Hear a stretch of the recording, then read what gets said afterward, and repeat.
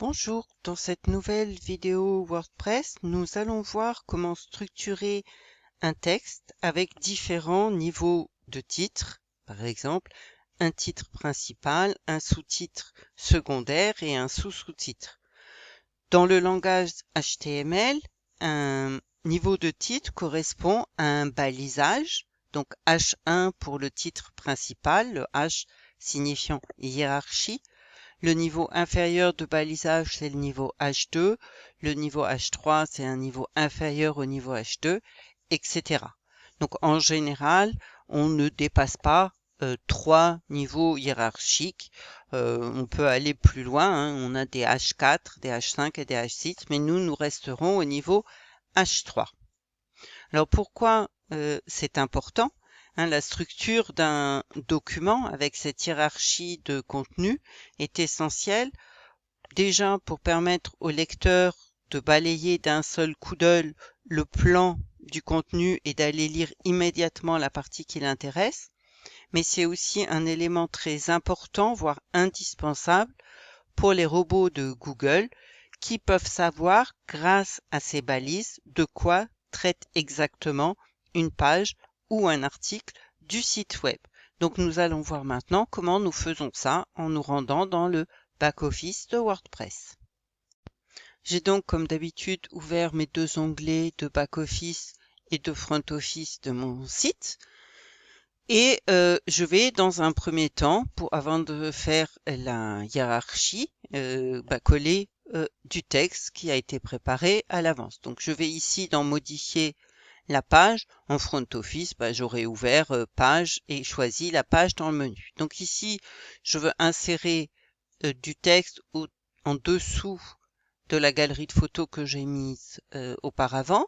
Donc je vais ici, paragraphe, et je vais coller le texte que j'ai saisi. Donc pour l'instant, j'ai fait aucune manipulation sur ce texte. Donc tout d'abord, quand on fait un texte, et on l'a vu, on a un titre.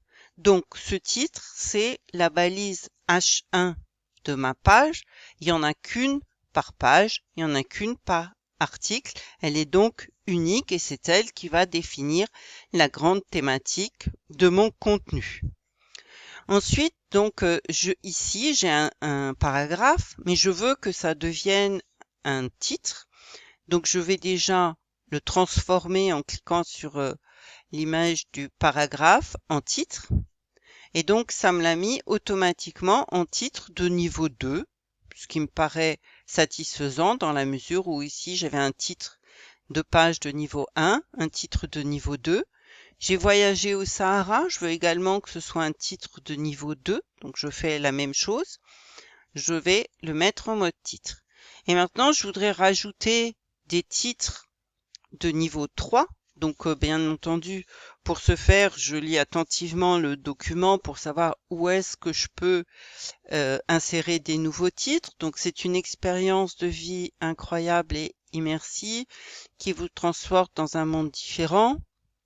Loin du tumulte de la vie moderne, voyager au Sahara, c'est embrasser le calme, la solitude, la beauté brute de cette région mystique. Donc là, je vais rien rajouter. Le Sahara offre des paysages diversifiés. Là, je vois que ça parle, cette phrase, de la nature et des paysages. Donc, je peux peut-être mettre un paragraphe donc juste avant ici. Donc, avec un niveau de titre. Donc en titre, je sais pas moi, voyager au Sahara, une aventure authentique. Donc c'est également découvrir, je reprends les mots qui sont en dessous, des paysages à couper le souffle, par exemple. Donc pour l'instant, par défaut, ça me l'a mis en niveau H2. Je le veux en niveau inférieur. Donc je sélectionne ici, niveau H3. Je continue la lecture de mon texte. Je vois qu'ici, ça parle chaque journée est une aventure, une opportunité. Donc juste avant, j'ai changé de thème. Je suis plus dans les paysages. Donc je vais rajouter un nouveau sous-titre. Donc vivre des moments magique. pareil, je vais le mettre en niveau H3. La vie nomade des peuples du Sahara, bah là aussi, je peux rajouter un nouveau titre. Donc, par exemple, rencontrer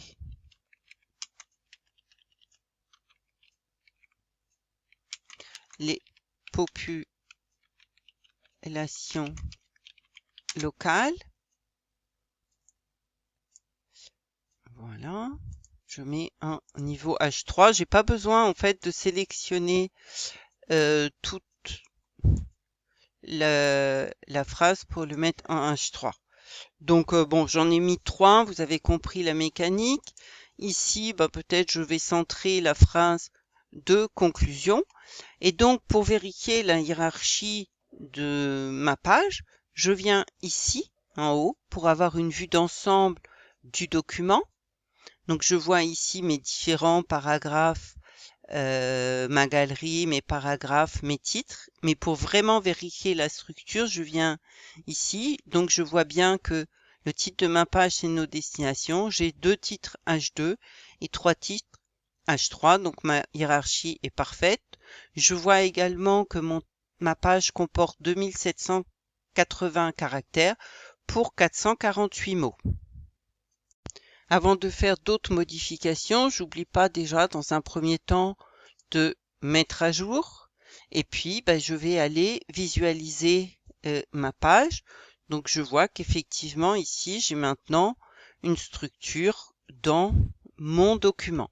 Je reviens sur ma page pour apporter quelques modifications supplémentaires. Je ferme ce volet qui prend beaucoup d'espace et pour faire les modifications supplémentaires sur ma page et sur mes blocs d'ailleurs, je vous rappelle qu'il faut appuyer sur ce bouton réglage en haut à droite. Donc dans ces réglages, ce que je souhaiterais, c'est définir cette page comme étant une page parente, puisque effectivement, de cette page-là vont dérouler ou découler les pages sur les destinations. Donc je vais ici sur l'onglet page, dans attributs de la page, et je choisis que c'est une page parent, et c'est une page parent de ma page d'accueil que j'ai appelée évasion. Autre modification que je peux apporter, c'est maintenant si je vais ici sur image mise en avant, je vois que je pourrais mettre une image en avant. Donc je clique ici et je peux sélectionner par exemple cette image. Bien entendu, j'ai vérifié que j'avais rempli la balise alt, la légende, son titre, etc.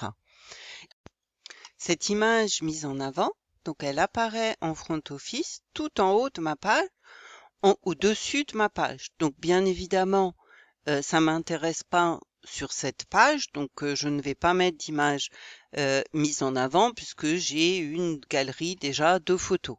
Donc je reviens ici et je vais cocher ici afficher l'image en avant uniquement dans la liste des publications, mais la masquer dans la vue des publications uniques. D'accord? Ça veut dire que ici, nous verrons ultérieurement quand on fait le référencement que cette image mise en avant, elle va apparaître dans les moteurs de recherche Google quand j'ai coché ici, mais elle n'apparaîtra pas directement sur ma page. D'accord? Et donc, je vérifie toujours si j'ai une image mise en avant ou non. C'est important pour le front office. Autre modification donc je mets à jour puisque j'ai supprimé. Je reviens ici, je rafraîchis ma page et donc il peut être intéressant également, puisque déjà dans mon cas j'ai une page assez longue, d'avoir un bouton pour monter en haut de page.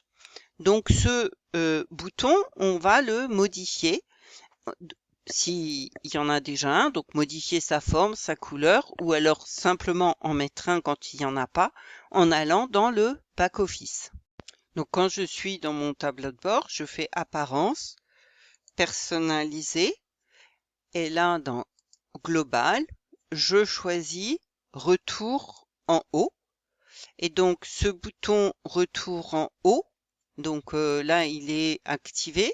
Maintenant c'était dans l'onglet général. Maintenant pour changer sa forme, je vais dans design. Et donc il vous était demandé de modifier la couleur. Donc le premier bouton correspond à la couleur de la flèche et donc c'était la couleur au survol que nous voulons en vert foncé. Donc j'oublie pas de publier. Je vérifie dans général ce qui était demandé. On vous demandait de modifier la taille pour le rendre un tout petit peu plus visible. Donc je vais le mettre en 45 par exemple. Je peux modifier sa position, donc le mettre à droite ou à gauche. Traditionnellement, il est toujours à droite. Et je veux bien qu'il s'affiche sur tous les ordinateurs, donc je publie. Et donc je vérifie. Bon, je vois qu'ici mon bouton, il est bien sûr beaucoup trop gros. Faut pas exagérer. Et je peux faire que la couleur d'arrière-plan. On va lui mettre une couleur d'arrière-plan qui soit peut-être en marron. Voilà. Donc je suis satisfaite, donc je publie. Je veux maintenant refaire quelques modifications sur ma page de destination. Donc je reviens sur ma page. Donc je souhaite mettre un lien externe vers des pages Wikipédia. Par exemple, pour avoir des informations complémentaires sur le Sahara, ou plus loin, je crois qu'il y a le mot Grand Erg. Donc pareil, vous mettrez un lien dessus, mais comment faire pour mettre un lien externe, donc qui dirige vers un site externe, et non comme ici on avait fait sur les images, sur des liens internes pour des pages du site. Je sélectionne le mot sur lequel je veux mettre un lien, je clique sur l'onglet lien, j'écris ou je colle le lien. Pour ma part, je vais le saisir, je valide, je reviens dessus pour vérifier qu'il s'ouvre dans un nouvel onglet et éviter donc que les visiteurs quittent le site.